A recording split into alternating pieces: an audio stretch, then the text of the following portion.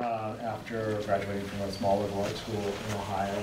And I got a master's degree here, and had every intention of moving on, and yet I kind of hated grad school.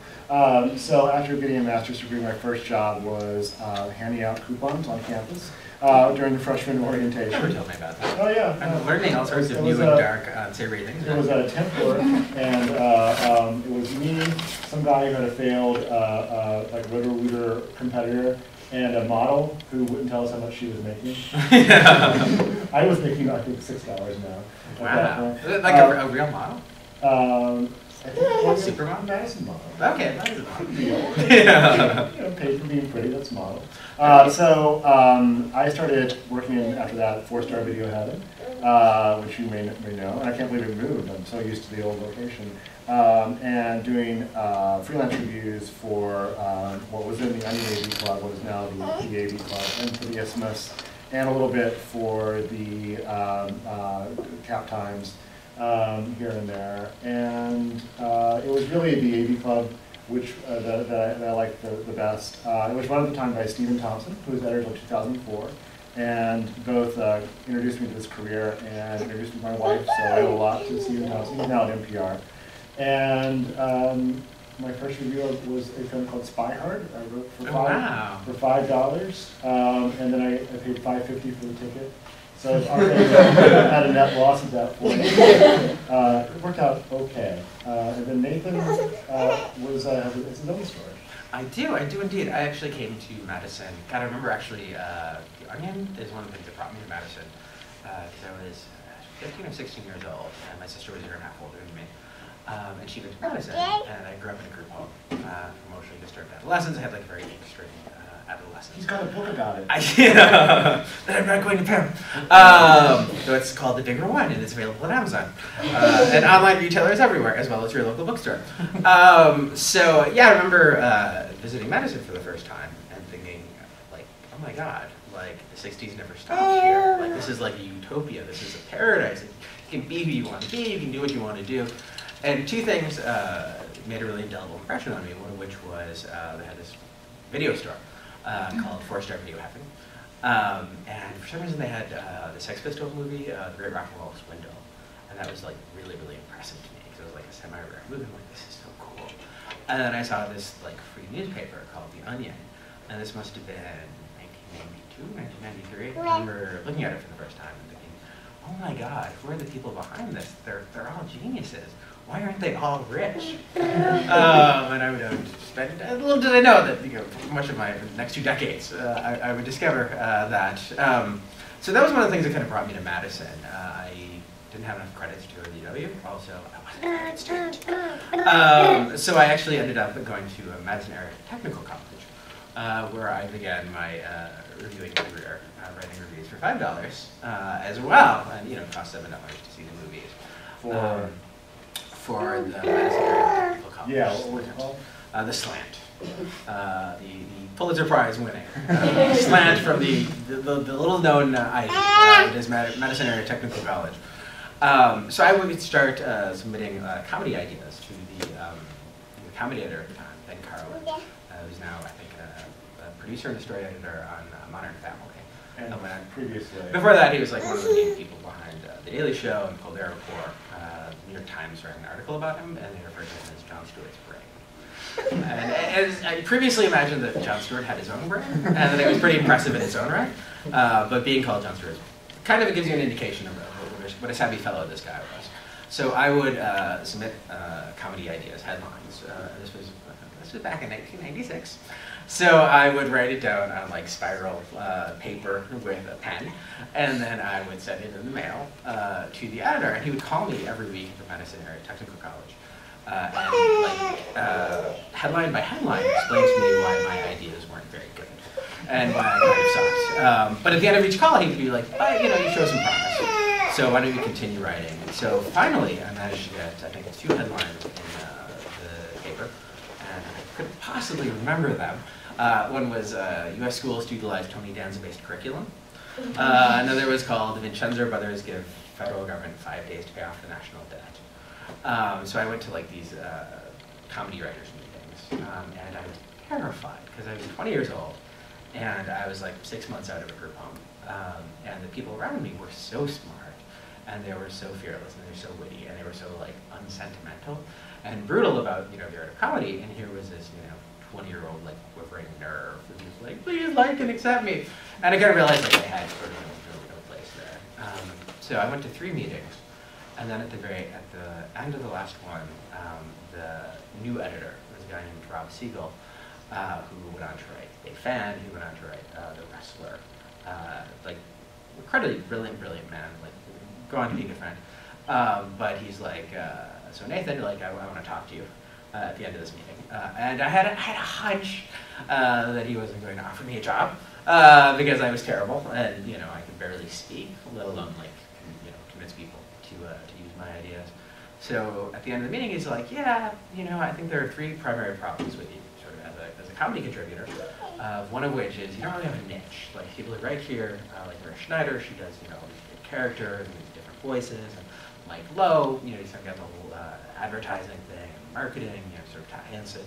He writes about how the world is a horrible miasma of gloom and misery. It's changed so much over yeah, and he actually did a WTF with Mark Maron that is really, really compelling and really heartbreaking. And I wept conspicuously through much of it.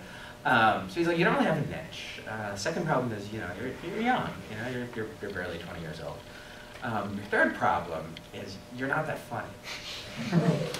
And at that point, I was more relieved than anything because I knew that I didn't really have a shot. I knew that I was kind of out of my depths.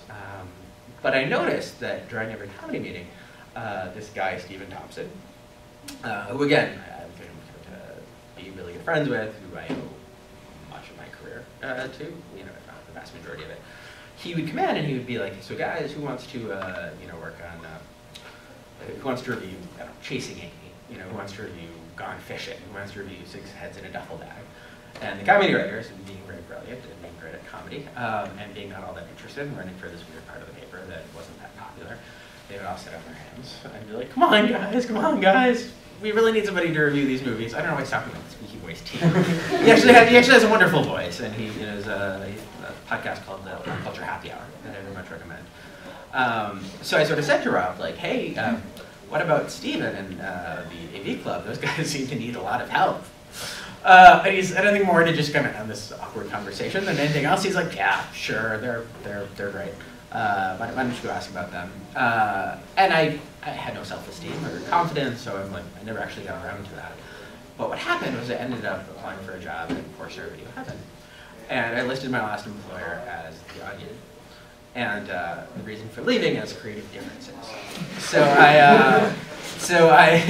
Which was a bit of a stretch considering that in my time as an Onion comedy writer, I made $5. Or no, I made $15 because I had 3 ideas that got into the paper and I got $5 a piece. Yeah, so I went and I interviewed for the job, and the manager said, so it says that you used to write for The Onion, but you left because of creative differences. And I said, well, I guess they kind of boiled down to the fact that I thought I was hilarious, should continue writing for The Onion. They felt very strongly otherwise. So he laughed and they hired somebody else. And then that person quit after like 2 weeks. And I was their second choice. And yeah, one of my first days there, I was introduced to the guy who opened the store. It was Mr. Keith Phipps. And I said, hey Keith, I recognize your byline from the Isthmus. He said, well, I also write for The Onion. I said, that's interesting. And we kind of became friends because we both were kind of wedding cinephiles. So we were kind of like very aggressive about educating ourselves. And yeah, I actually have a degree in com arts from this building for the most part. And I feel like I learned more from from Keith and running for the AV Club and from just working in the video store and just immersing myself in films. And then I ever did sort of out of comics. Yeah, it was around the same time that I was actually the one picking up Aliens in a Duffel Bag. Totally. So that was the thing. So he would go and see all these terrible movies. Like he kind of because he freelanced a lot. So you didn't generally get like the pink flitter. And I'd go with you. See all these two. Recall was one of them. The Past, Sprung, all these very ridiculous classics in 1996, 95. There was like East Town, where like all the theaters looked like bowling alleys that had been like poorly converted. So I kind of had what I consider like an apprenticeship, where we'd go and see all these movies and then we'd talk about them. And The Onion was growing at this time. They had just gotten a contract to write our Dumb Century. So I remember, like, finally after about a year, I think I was hanging out with an ex-girlfriend, and she was like, "Man, why are you wasting your time? Like, what you want to do is to like write for the AV Club. Like, why don't you ask Keith if you can write a review?" And I'm like, "But that would involve like taking a chance and asserting myself, and I could never do that." But you know, I kind of took that leap of faith, and I asked Keith, like, "Hey, would it be okay if I wrote a review?" And he was like, "Well, actually, I've been talking about that with Steven, and like, yeah, you seem like you know, kind of sensibility, and you know, we've got an opening, and you know." Because at that time, the Onion was so small. I mean, you were around this time that I was hired as assistant editor. Right. As the first, basically first AV Club, full-time AV Club employee they had. Stephen was also the copy editor of the paper. So. Oh, very much so. And the story since then has basically been a long kind of evolution where we were like a few pages in the back of the Onion, which we technically still are, but also it's kind of grown into we're so much more into our own thing over the years. Where, you know, I don't know, how many people read us in the paper? Well, first of all, does everyone read us? How many people go to the website? Okay, yeah, because in some ways, at this point, I kind of forget that we have a print publication. We really try to put a lot of good stuff in the print publication, but our website is so much vibrant. Oh, can you keep it down, kid? That's my daughter. She's also the worst heckler. But you know, the worst / most adorable. Yeah, it's pretty cool. Like, Nick and I both started out like writing for a newspaper, and since that time we've gone to working for a website. It's been a really strange thing. Yeah. I think it's really kind of allowed us to create our own identity as the AV Club and not the Onion's AV Club. Well, I feel like there were kind of like milestones along the way. I mean, part of one of the things that we really fought was at the very beginning, you know, the Onion was and is so brilliant and so unique and doing something that like nobody else was. You know, there were kind of antecedents, but nobody was doing what the Onion was doing. Nobody was doing it as well. So, especially when we were in Madison, we were, I guess, the only two people really who started in Madison who were still with the AV Club. Yeah. Like it was such a struggle to get acknowledgement that we existed. There would be all these like huge stories. You know, CNN would fly in, Time would fly in, and they would literally trip over us in their rush to like talk to the comedy writers. Yeah, the New Yorker read an article about us and referred to it having the Onion having brilliant comedy and then the usual movie reviews and sub ads. Yeah. And oftentimes we would get billing beneath the sub ads. There'd be like, you know, it's a hilarious, brilliant, you know, groundbreaking comedy, porn ads, phone sex ads. Also, there are things. So I used to joke for a while there that we were going to get T-shirts made. The AV Club, we exist. But ultimately, I think it really was a challenge to be as good at what we do. Try to be as good at what we do as what the Onion is and what they do.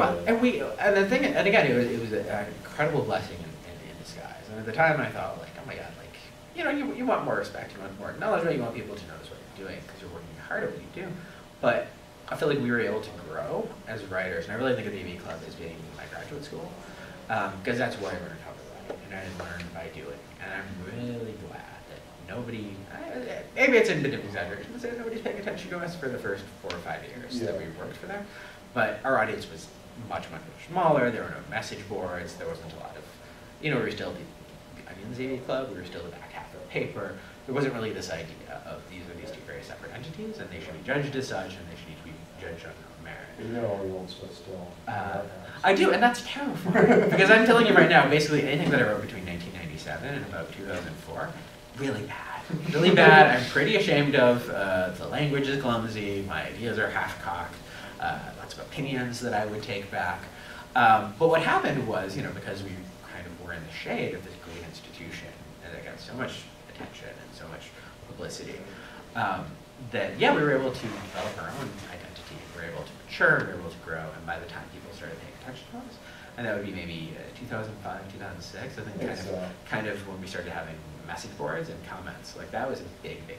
Because before, there was always this idea, for me personally, that like I write stuff and then it goes out into the ether and nobody reads it. And it just dies and nobody particularly cares. That's kind of the case. I used to see copies of the Onion blowing down the street in Madison. I wonder if anyone actually read our reviews. Totally. You know, we were kind of the redheaded stepchild. But in 2005, one time. Yeah, for 2005, one thing when I took over that, or the first thing I did, we had this weird thing where we published once a week. Yeah. on the internet, which is just, even then, in the dusty days of 2005, it's kind of dumb. And also, I mean, just visually. We were black and white. We were black and white, and we were, there were no paragraphs in the Onion. Yeah, so paragraphs were an innovation. So we were like, and we took kind of this, and again, it was like, I look at the stuff we did back in the day, and we literally, like, we were a newspaper, and we would have a 5,000-word interview with the unknown comic. Or Pat Boone. Yeah, I love the fact that like we would devote 4,000 words in print to Pat Boone, and you know, like 18-year-olds, you know, were like, who is this weirdo, and why are you wasting my time with that? But now we just do it online, maybe 7,000 words. Right.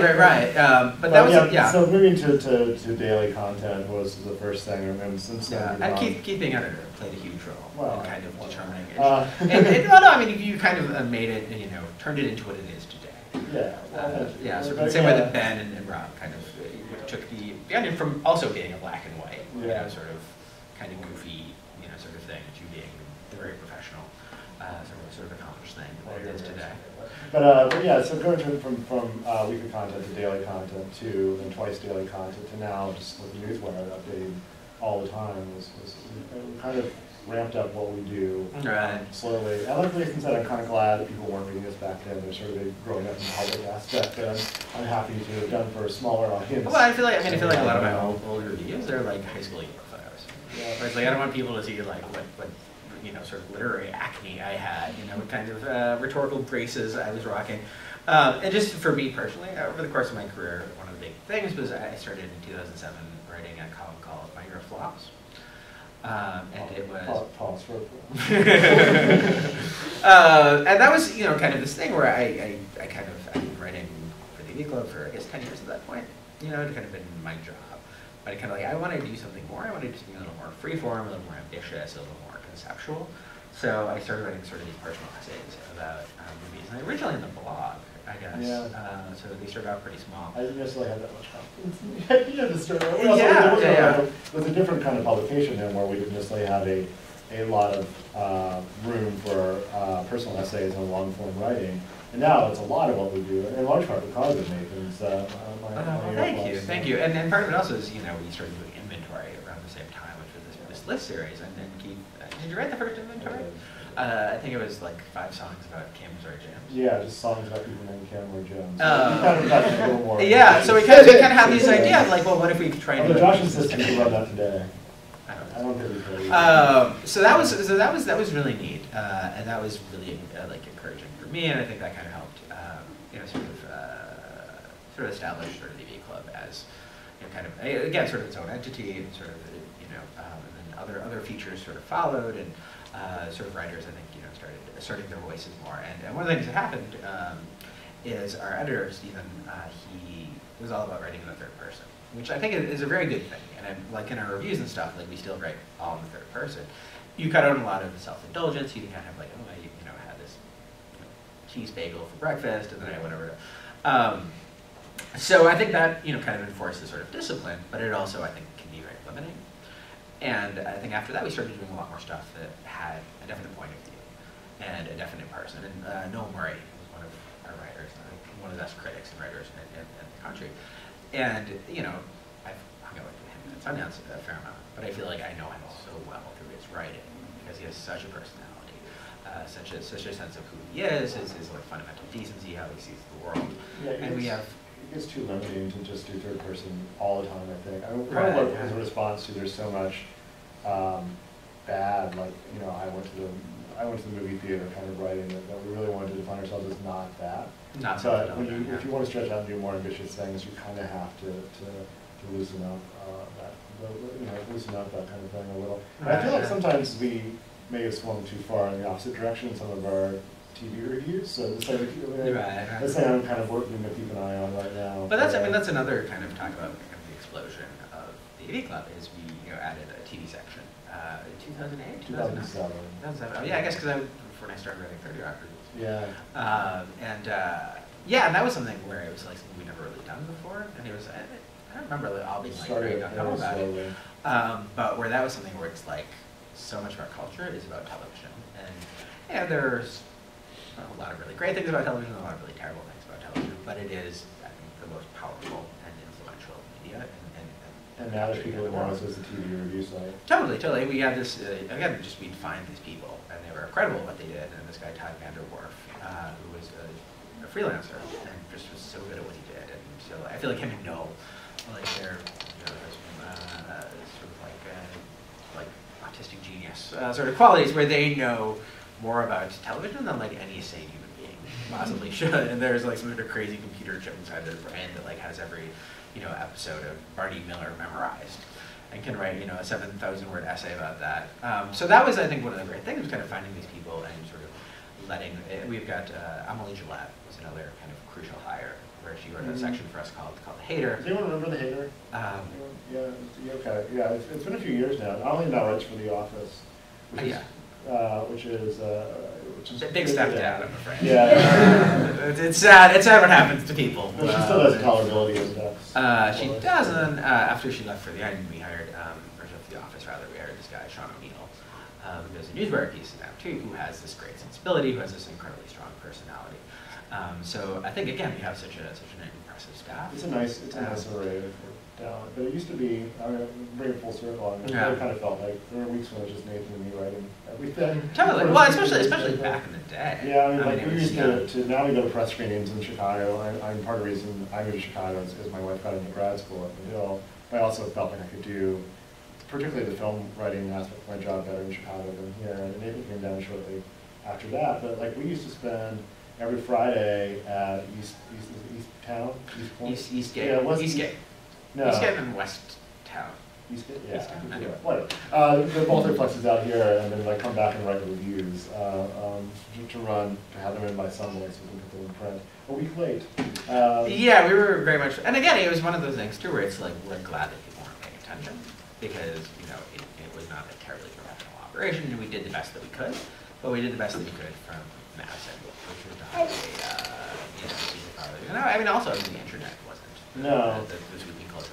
And actually, if I'm not mistaken, when we first started, like, the AV Club wasn't actually using the internet. No, we had to beg against a webmaster who was not necessarily... didn't necessarily have the best interest in mind. He's like, nobody would want to read the AV Club online. Just hide your shame. And if people, like, accidentally stumbled upon it in print, that's one thing. Yeah. We don't want to advertise. He's no longer with the company, so that's why we can say these things. I think he's living under a bridge. But at one point, he actually moved us to a pull-down menu, which was primitive even at the time. But like moved us to the right of where most browsers open, so you had to actively scan the page over or open the window bigger. He really did not care for us as a publication. So that's a long time ago. It was a long time ago, and again, we've had such growth over the last. What's the moral of the story here? At some point we should turn it over to questions. But, yes, that's true. But I think the idea was that we didn't know what we were doing, but we just kind of kept at it, and slowly but surely kind of stumbled And over. we learned about doing it. I Yeah. feel like that's kind of like everything that I've learned by writing. I learned by going out and challenge. And you have to challenge yourself as well. I mean, we started off being literally kind of inside a box. We would do one interview every week or two interviews, and then we'd have reviews of like 3 different kinds of stuff. So movies and books. Yeah, and then we kind of and then we grew and we evolved, and now our video component is an increasingly central part of kind of what we do. A multimedia company in their own right, separate from the Onion. Yeah, it's like, I actually have a couple people who come up to me and say that they didn't know we were connected to the Onion, which much as I love the Onion, and I really do. Oh yeah. I thought that was a huge compliment. Totally, and I feel like and I remember when they first aggressively started to separate the company, I remember thinking like that's crazy. Like people love the Onion. Like why would you want to separate this? Like saying we don't want to associate ourselves with chocolate ice cream, because it's like everybody loves chocolate ice cream, everybody loves the Onion. But hopefully it doesn't make that much sense because the Onion is one thing. It does something very, very well, which is I don't even know this, but the news is not real. What? I know. Now I learned. 15 years in. What we do is totally removed from that. I think they're very complimentary philosophically. So. Yeah, very much so. And and again, but that turned out to work out really, really well. And now, I think we definitely kind of stand on our own 2 feet, and we're our own people. And I'm very excited about where we are. I'm very excited about the future. and this was all happening in newspapers. Yeah. And in film criticism, which are two things that, you know, are not thriving at the moment, you know, which are kind of imperiled, and I feel like we're survivors. I feel like the real crisis was a couple of years ago. When there's so much film critics being kind of shaken out of the business. Right. But I think it helps that you know, you and I do a lot of different things. Totally. Well, and I think it's a matter of adapting. And we've been very good at evolving. We've been very good at changing times, and you know, that is here in Madison. So do you want to throw it? I just think those questions, and at some point I guess we should have talked about like what a standard day is, but we can just do that. We can just include those. Yeah. All right, I have questions. Any questions? Come on. Yes, you. What's part of your standard day? I like the way you think, Caroline. Recently, my days to get in, I usually get in around 9, and I dig out of the first half hour. And then I try to get the writing done before other people start to show up. Other people run kind of a little later than I do.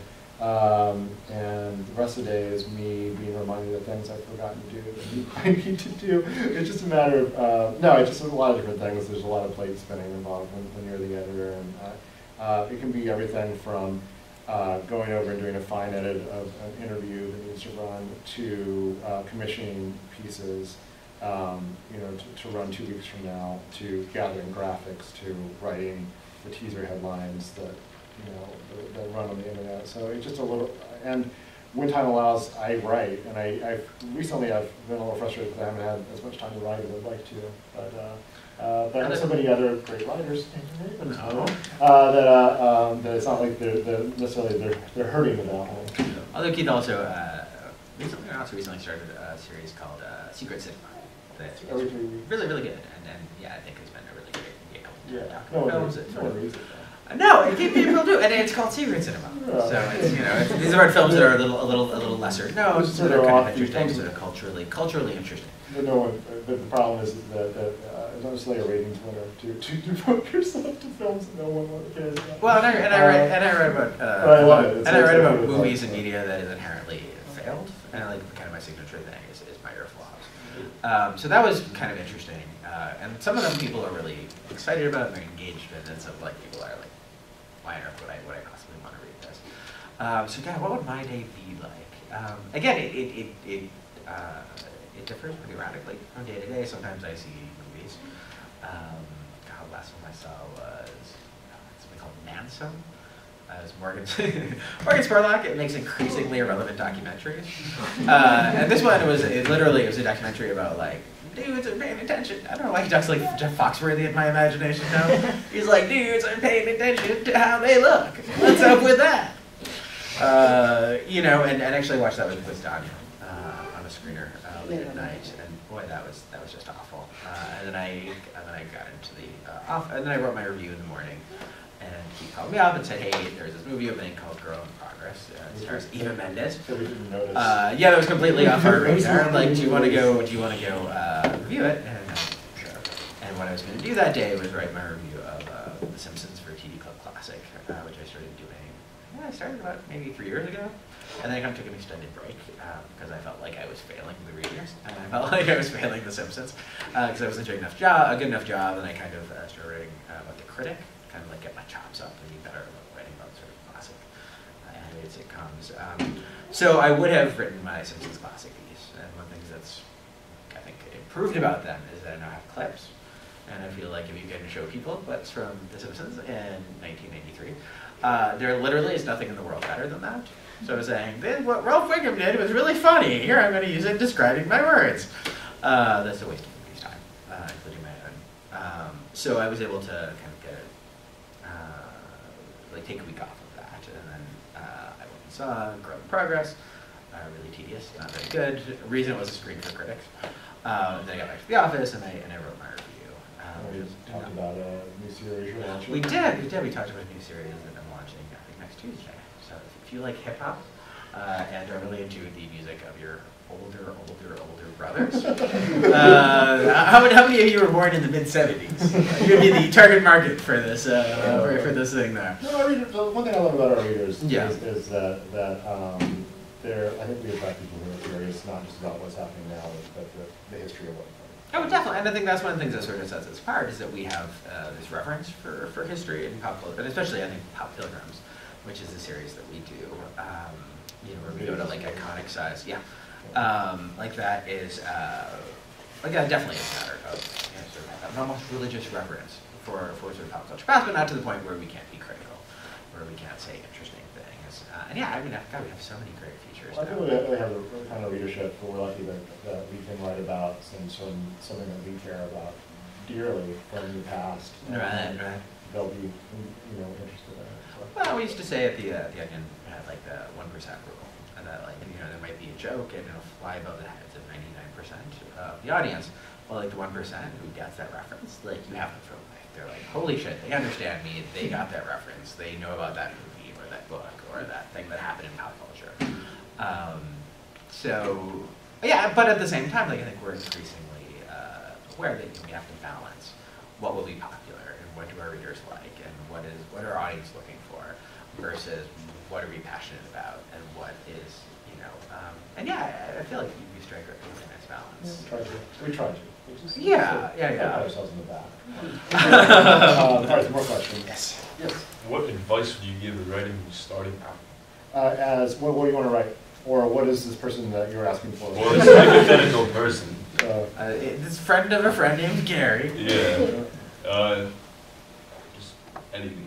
Writing. If I mean, it's like film criticism, or it's Sure. writing about entertainment in general. I honestly, I was really lucky to be here at this place at a time when a publication was just kind of finding its feet and expanding its entertainment coverage. So in some ways, anything I tell you is like, you should be me in 1996. Yeah. But if I were just starting out now, I would blog. I would get a WordPress site, learn WordPress, learn how to get that up and running.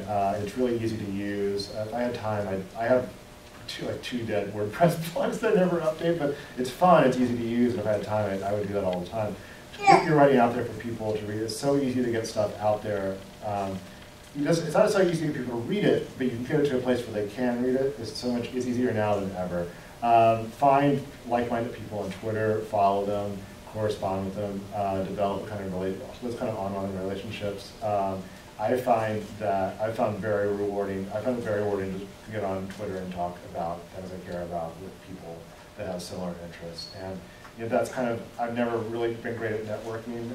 I'm more of a sit in my office and get stuff done kind of person, but that kind of virtual online networking can take the place of contact with humans if you don't have time for that. Right, and my advice also would be go on Twitter. It's a good way to refine your voice. It's a good way to develop. It's a good way to learn different forms of writing. I think that's Twitter's great too because you have to self-edit to be comprehensible. Right, and if you have to like spread things out over 5 tweets, you know, like that kind of violates the spirit of Twitter. And Keith actually was somebody who was like, I just kind of late to the game, and he's like, oh, you really love Twitter. Yeah. And I'm both grateful and that because I'm sort of addicted to Twitter. Yeah. And I check my Twitter feed far too often. But again, it's a great thing. My advice also is to write. Yeah. What makes a person a writer is not that they get to write or that they get a living from writing. In my mind, what makes a writer is that there's somebody who writes. If you write for the love of writing, then that is its own reward. Because the fact of the matter is, like, the irony is that there have never been more places to write. There have been more places to be seen. There have never been more websites and blogs and this and that. It's never been harder to make a living as a writer because there is an increasingly small number of jobs. I mean, again, I feel like we were both very lucky and that we were in the right place at the right time, and I think we worked very hard. But a lot of that was being in the right place at the right time and being in this very unique position where a lot of things, I'm like, my God, somebody up there must like me, and I must have won some sort of cosmic lottery. Because, yeah, it is rare and pretty amazing what happened to us. But again, I feel like you have to make your own breaks, and you have to write, you have to develop, I think also experiencing as much as possible, especially in terms of media. I never feel like a movie that I see is a waste, no matter how bad it is. I feel like it adds to my frame of reference, it adds to the movies that I can talk about, it adds to my knowledge of film, however small that might be. I never feel the way about a book. always feel like no matter how bad a book is, you're going to learn something from it. You know, you almost have to, a book would have to be egregiously awful to not teach you at least one thing. Really? Yeah, I feel like a bad book wastes so much of my time. Yeah. I never feel like I've wasted more time than when That's interesting. I'm forcing myself to finish something. But, yeah, well, I also read almost exclusively nonfiction, so I feel like you're learning something. I'm learning something about, like, last book I read was about Jimmy Walker. Not if you know, it's J.J. Evans, Dynamite. Okay, ask your parents. So it's like experience your, you know, and that's what brought us together. So we both loved movies. We both wanted to learn as much about movies as possible. We both wanted to know as much about movies. We wanted to see as many movies as possible. We both wanted to split the rent on the place. We were roommates. We did. We were roommates. Yeah. But beyond that, I would say also I'm look to get published. And I mean, even if it's for free at first. As an editor, if you can show me something that's been published and someone thought, you know, enough to publish, whether it's on the site or somewhere else, that to me is I'm more likely to consider what you have to offer. Another don't be afraid to work your way up through unpaid jobs to paying jobs. One, you know, like I said, $5. $5 a review is not. It's payment, you know, at that point. So you know, that would be my advice. Be nice, be polite, be on time. Work with. Don't be entitled. Don't feel like people owe you stuff. Don't get angry when you're edited a certain way. And yeah, be open to editing too. Right. I mean, I learned so much from being edited. And the writers I like to work with best are the ones that I don't feel like I need to. Aren't going to flinch when I show them the cut adverbs they didn't need, you know. Right, and you know, and be mindful of your audience, both your audience and the publication that you're writing for. You know, if you pitch, you know, I don't know, the Magnetic Fields interview like to a trucking magazine, they're going to be like, whatever, we're going to dismiss you out of hand. Like and there's nothing like that's. I guess, well, there are many things more obnoxious, but it's always a little irritating when you get like a pitch from like a writer or a publicist that's like obviously never heard of AV Club, you know. Otherwise, you wouldn't be asking about this stuff. So you know, being nice, being polite, and then knowing your audience and knowing the place that you're pitching to, those are all very, very positive things. And networking is a good thing. And being able to schmooze is something I've ever been particularly good at. But those are all positive qualities. Don't burn any bridges. You know, don't no matter how frustrated you might get. Again, like when I was young, I feel like I was lucky to learn from people. Like the story that I was telling about, like Ben Carlin. Like there was part of me that was kind of like, why aren't my ideas good enough? But for the most part, I was thinking, I'm so lucky that somebody who's really, really good at what they do and who is very, very smart is telling me like how my ideas could be better and what the flaws in my ideas were. And I felt like I learned so much over the course of like the 2 hours that I spoke with him on the phone. And again, look at a lot of experiences as learning opportunities and opportunities to get better, to grow, to develop your voice, to, you know, be a better writer. So yeah, I guess those would be my suggestion. Thank you. What are some of your favorite shows and movies right now, or coming out, that you've possibly seen? Let's see, right now, TV show, I think it's going to be the usual stuff that's like, I never miss Mad Men, I never miss Game of Thrones, I never miss the good version of comedies on NBC. I used to watch more television before I became a dad, so it's, my DVR backs up right now, and movies are kind of the same thing where if I don't, I'm glad I get paid to review movies as part of my job because I'm so behind on movies if I didn't. But I mean, I'd love to throw all the great or actually the best, probably the best film I've seen this year is Kid with Bite by the Dardenne brothers from France, or from Belgium, I'm sorry. But also, I mean, I love the Avengers, I love Cabin in the Woods, and there's some really good stuff out there right now if you get a chance. Although we were talking before about how hard it is to get to movie theaters. We're so lucky though to have Cinematheque here, though. I follow them on Facebook and go to their website pretty regularly and sort of envy the people that have access to what they show on a regular basis. I forget the guy who just took it over last year. Jim Healy? Yeah, he's doing a great job. What's Jim Healy? You know? Is that Pat Healy's brother? Yeah. Yeah. Actually, Pat Healy is in 2 pretty terrific movies, The Innkeepers. which I think you were a little less. I liked it. But he was really funny. He was the guy that crushed on her. Oh, really? He was a male lead, basically. Yeah. And he's also in a movie called Compliance that played at Sundance. Yeah, I've heard crazy things about it. Yeah, and Compliance is a really fucked up movie. That is a really, it's based on a true story, and it's one of those things where you watch it and you're like, how could anybody have fallen? It's about this, I don't want to give too much away, because heaven knows when it'll actually be released or in what form. But it's based on a true story. Apparently this happened a number of times. But there was a guy who, like this sort of sadistic freak, would call this sort of fast food restaurant and say, one of your, like I'm from the police, one of your employees was caught stealing money from a woman's purse. So I need you to like detain her, and I need you to like be like my fellow cop. Like you need my eyes and ears. And these people, because they have kind of this blind deference to authority without necessarily knowing, they do a series of increasingly creepy and wrong and like sexual things to this attractive young woman under thinking that there was the cops telling them to do this. And Pat Healy is the guy who calls, and it's a testament to what a great actor he is, that he's in that, and he's in Innkeepers, where he plays just kind of like this goofy, endearing, sort of funny, wry older guy. And in this, like he's chilling. How disturbing he is. So that's a really good movie.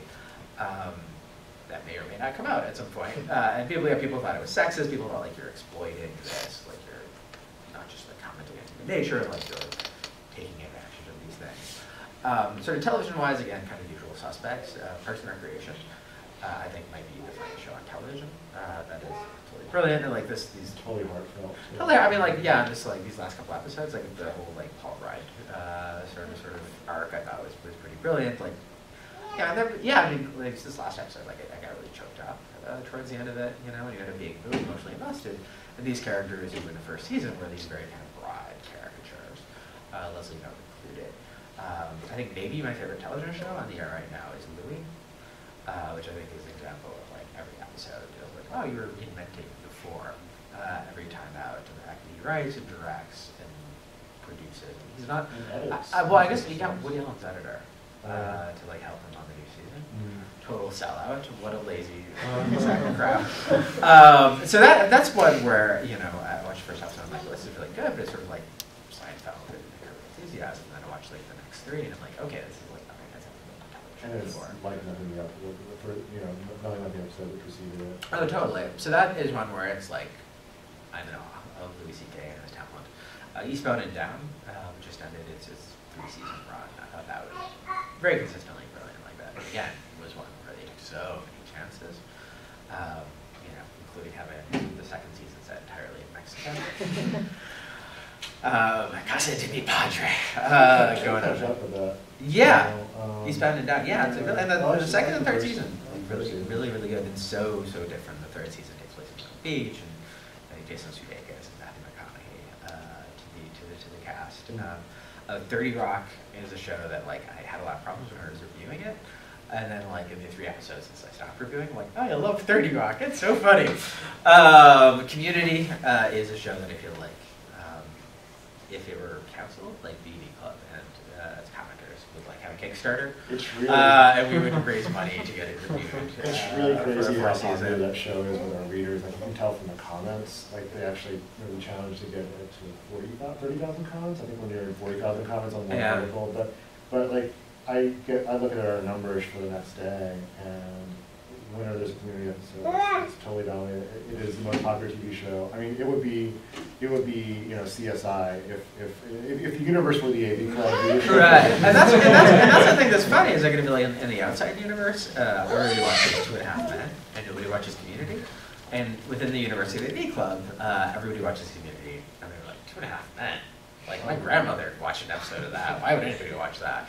But at the same time, like we're growing as an audience. Like we're not on the fringes, and through the very sure. And I think there's a certain amount of support that we can provide. Like you interviewed Louis C.K. and you talked about how our reviews and our readership were actually important to showing FX. Yeah, that was kind of that was part of what the buzz was. He may have just been kissing your ass. I don't think that's his personality. But no, I think he kind of said like the fact that you guys were so behind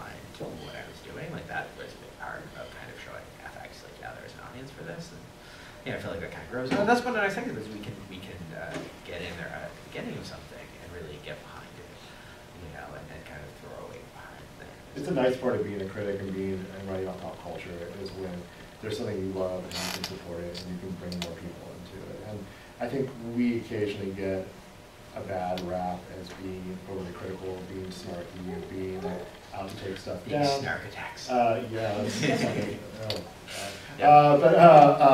And certainly, I don't feel like I feel like we don't pull punches when something we don't like. We will criticize it, and I think we are more. I think we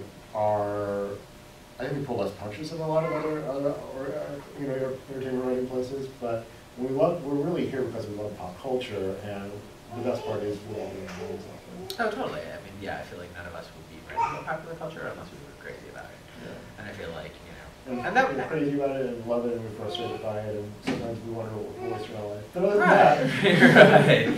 that.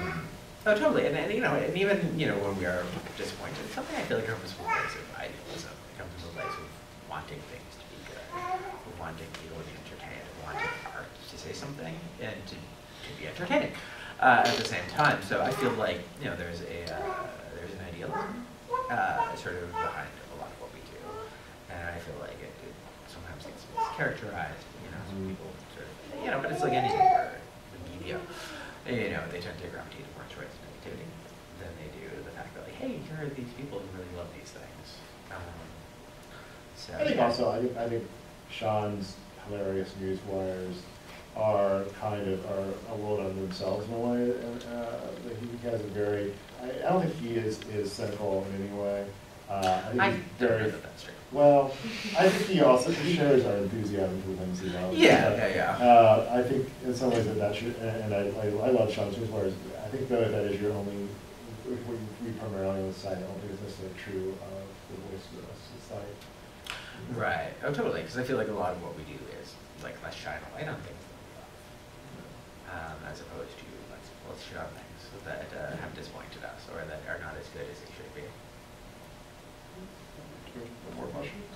Yes. How did you find and hire the other staff writers like Emily Gillette and Todd Vanderberg? It was like a really slow process. Like Scott Tobias, our film editor, is someone I met, which is something we don't even do before, but do anymore. But I was at a junket where they fly you out to, in this case, New York, to see a couple of movies and put you up in a hotel, and like you realize and do interviews, and so you get access to stars.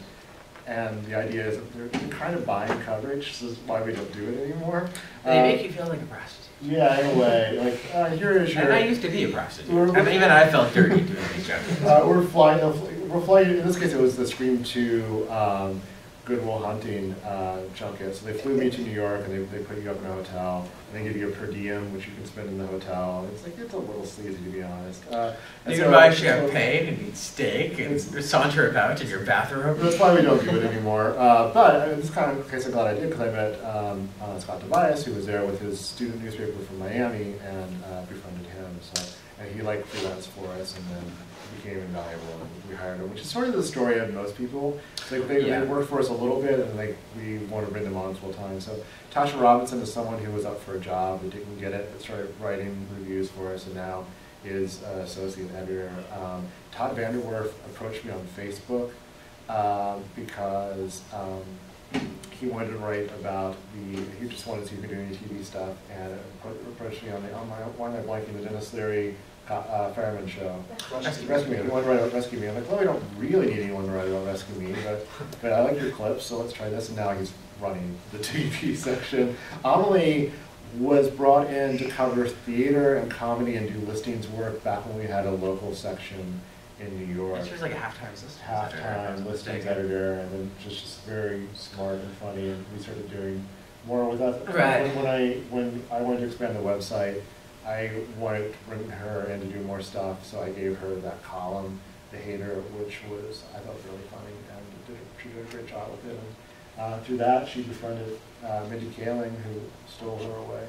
And if I can give some more advice to the guy who left. Oh, yeah. Another good way to try it is to find a niche. Find something that you are really good at, that you know a lot about, that you feel very confident writing about, that you're passionate about, and then write about that, and hopefully people will pay attention. They'll value you, and again, the more work you do, the more you kind of establish your voice, and the more invaluable you'll be. And sort of when I started writing for the EV Club, one thing that I did was nobody's writing about hip hop, and that was something that I really liked. I wasn't like super exhaustive expert, but I'm like, this is something that I can do. This is a niche that I can fill, and I did that. And the more I started writing about hip hop, the more I got into it, the more I knew about it, the more passionate I became. So I definitely if it wasn't for hip hop, I would have a harder time kind of making myself valuable and finding a place. I wrote a lot of video stuff very early on. You did a lot of direct-to-video. I did a lot of direct-to-video stuff. I did a lot of charts. And again, we've evolved so much. Funny charts. Yeah. There many funny charts. Yeah, but for like 2 years, that was my thing, is I would write funny, silly charts about popular culture. And they were silly, and they were not the stuff we ever write now. But that was something that I could do, and with my Your Flops, it was like, well, I can become, and a certain amount of part was this is something that I'm passionate about, but it's also an idea of this could be my thing. This could I could be the guy who writes about stuff that other people ignore or deride or dismiss. And it kind of did become, again, because I was passionate about it, because I put in the work, because I established my voice. That was a way to sort of, and again, I feel hacky saying this, but you need to establish your brand, and you need to establish why people should. Because there are so many other choices. There's so many voices out there, and in a lot of ways, that's a wonderful thing. You can read experts on just about anything, but at the same time, there isn't this big, massive culture where there's Roger Ebert, nobody pays attention to him, and then it's a handful of important various places. But I mean, there was no single way. Our managing editor used to be our editor of a Chicago thing, and he was too useful just to do that. So some of our interns. Yeah, we actually hired a number of former interns. And again, it's the same thing. It's keep your head down, work hard, don't complain, don't act like the world owes you a great deal. See what you can do for the publication, as opposed to saying well, what do you give me a column? When are you going to blah blah blah. I'm going to work hard. And freelancer who I remember worked with who pitched me on the 4 different columns he was going to write for my website. I thought, well, how about we do a book review first or something? Let's prove yourself in some way. Totally, yeah. So there's nothing wrong with starting small, because everybody starts off small. Everybody starts off, that's how you develop your voice. That's how you get bigger. That's how you develop. So. Any other questions? Especially at this age. How do you develop your grading system on films? They keep it consistent throughout? I just kind of got, really, to be honest. I mean, we kind of introduced it reluctantly. We used to not have grades. Right. And it just kind of, honestly, I think our readers may put too much emphasis on it, because it's a matter of, it's kind of more of a tag to, kind of a flag to say this is good. If this is not as great. But it's weird to talk about. It's weird. I give a C to the movie Margaret, which I need to revisit at some point because other people love it. But at the same time, it's a really ambitious film that was really going for something. And to me, what was frustrating about it was how far short it fell for me of what it was trying to do. But I wouldn't say that it's mediocre. No, it's not a mediocre film, but I also give a C to a film that was just completely mediocre too. So it's in some ways just. I think I give it a C to and again, I think people put too much credence on it sometimes. My colleague Scott Tobias, maybe the best film critic alive.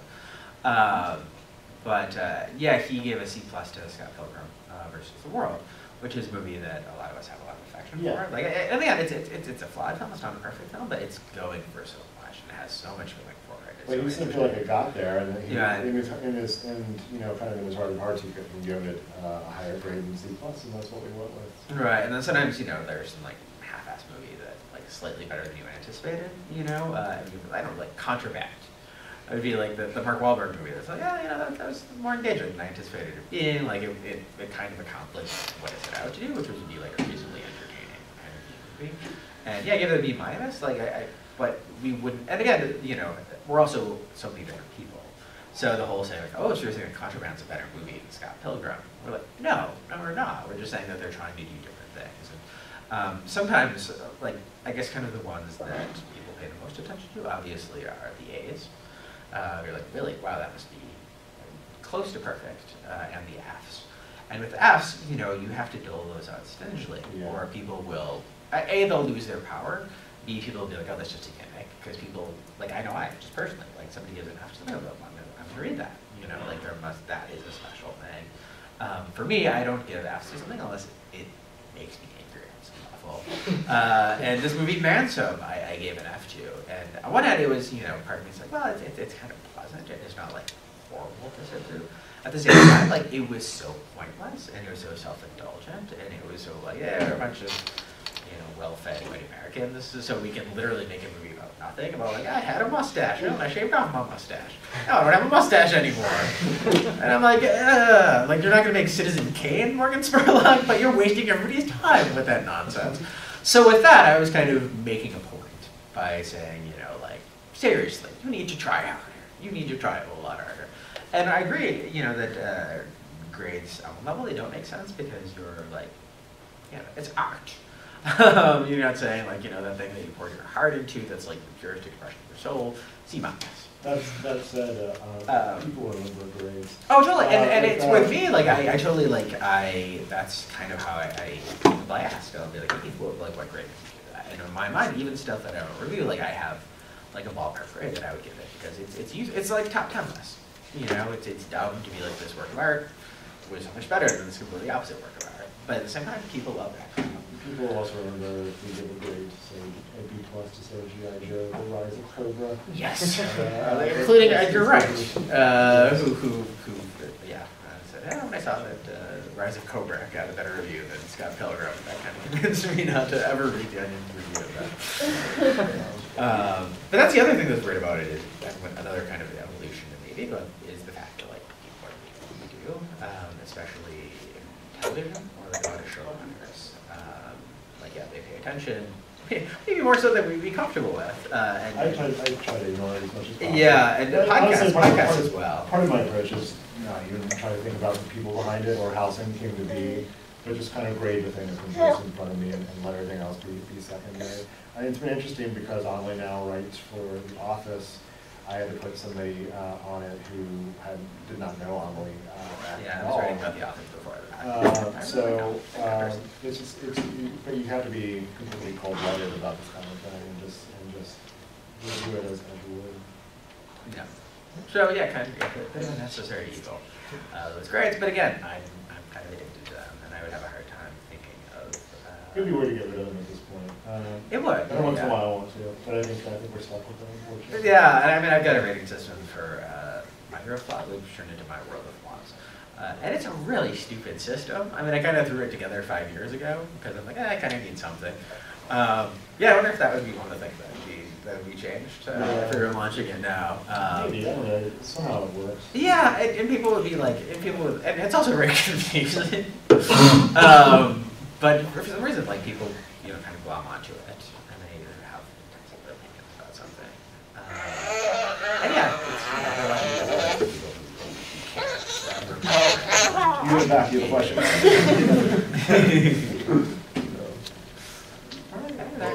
Oh, yeah, there's more. Where do you like see yourself within the world of film criticism and like film as a whole? I guess because you kind of allude to it with like not taking the brown nosing approach you can form to New York. And I think that's kind of part of it. But if you could kind of expand on that. I think it helps me in Chicago, to be honest. Where there's no chance I'm going to run into Harvey Weinstein at a party, you know, and be influenced that way.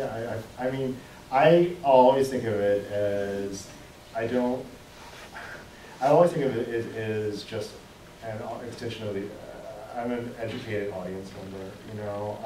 I'm not like, a critic shouldn't be like a special breed on themselves. I've just seen a lot more movies and thought about it a lot more than most people, I think. That's kind of my approach to it. There's a lot of good people doing film criticism. We kind of benefit from being, like I said, being a little removed from that world. And I don't really, honestly, Scott is different about this, our film editor, but I don't really mix it up with other film critics, like try to like have arguments on Twitter about a film and that kind of thing. That's just not my style. My style is to and it's everything I write about is to write the best thing I can about it, put it out in the world, and kind of just let it happen. Let people read it from there. Right. I mean, that's, I think, one of the, we had kind of like consciously and unconsciously. I feel like that's one of the things that we do at the AV Club is we don't pick fights with other critics. Yeah. And other people do that, and some of them are pretty brilliant. Like Glenn Kenny would be a good example of a guy who is very provocative. The former editor of Premiere, he has a blog called Some Came Running. Yeah, he used to keep the famous David Foster Wallace piece about the adult video from YouTube. He edited that. And he is a really great writer and like a very sharp wit. But he attacks people. He just attacks people, and he hits people under the belt. He goes after people. It's a personal attacks. I actually was part. And I have actually never read the piece that he wrote that was like really critical of me. Because again, a part of me is like, that's not what I do. I don't pick fights with people.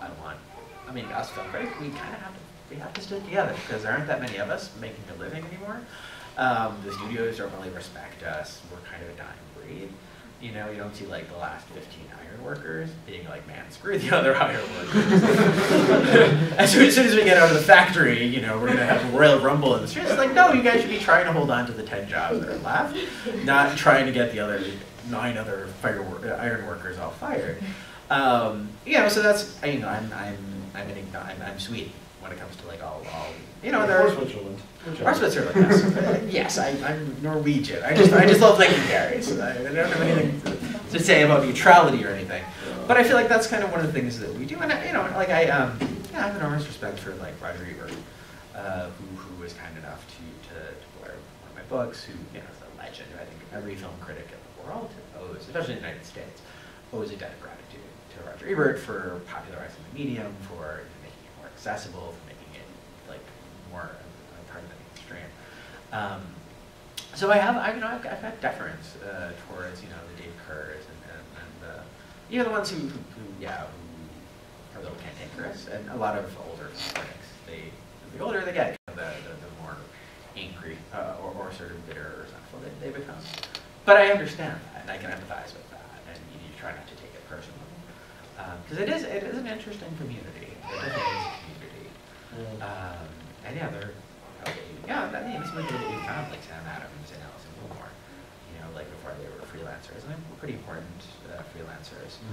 They were critics for other newspapers. Wilmore was she staffer for the Tribune? I don't know. I think she was. Sam was a few pages into it. Yeah. So that was nice. I think those are 2 people who really added to our voice. Those are people where if we can't see something or we're all busy, we feel very confident. And of course, Noel and Donna Bowman are brilliant, wonderful additions to the paper as well. So that's nice. That it's nice to sometimes to leave a movie. And, we kind of have these rituals. One of which is after we see a film, we wait till we're outside the building, and we have like a little time to sort of process it before discussing it. But it's nice. It's nice to be part of this community. We belong to the Chicago Critics Association, which is a bit of a silly organization. An example of people somehow banding together and becoming more powerless. Yeah. I'm not entirely sure how that works. But everybody, their heart's in the right place, and you can totally empathize, from wanting to be taken seriously. So it's interesting. Okay. Yes. Do you feel like over time that a lot of the editors or writers have similar opinions, or if you send one person to go see a movie versus someone else, that you'll get 2 vastly different reviews? I think there's sort of a shared sensibility in general, but I think at this point I can tell if someone's more likely to like a type of film or has an interest in a certain type of film. I think Scott, our filmmaker, is more likely to assign that person. Tasha Robinson, kind of our animation expert, takes the vast majority of our animation. films, but yeah, we don't always see eye to eye. It's always kind of interesting when we don't. Right. But Tasha and Scott, in particular, often don't see eye to eye to great hilarious effect. Right. Well, that's which yeah. we try to play up as much as possible. Oh, totally. But I feel like that's kind of. I feel like we have a sensibility, and we do tend to. I sometimes refer to sort of the club hive mind, especially like we have like production meetings, and I think for like outsiders, it's either fascinating or incredibly tedious, because we have kind of this sort of interior like inner language of like all these like inside jokes from like 13 years ago, and we all know like the same weird references and stuff. But again, it's great to have people who are predictable. I think Tasha is a wild card, where she is brilliant, and she always defends her arguments really persuasively, and she always has something really interesting and insightful to say. No fucking idea where she's going to come down on anything. Yeah. She's a complete X factor. She's a complete wild card, and that's really intriguing. And a lot of times she, really hates or doesn't like movies that we're really passionate about, or sometimes movies that are like she is flying the flag to the bitter death. So I think it's good to have again kind of a consistent voice and a consistent sensibility, which we do, but at the same time, for the fact that sometimes you're just not going to see something that everybody else sees. We're all united in thinking Hannah's a That's her saying thank you to you guys. Yeah. So, any last questions before we go? Yeah, sure. Okay, Now, we're winding down hiring a copy editor, but we have those sites. We post lists of those sites. Yeah, definitely, and if you look on the site and kind of like about us, we post like the your jobs area too. because we're always growing, we're always expanding, we're easy to reach too. It's not hard to contact us. and we're franchising, and yeah, that also a way to kind of get on board, because we need listings editors. Yeah, in different cities.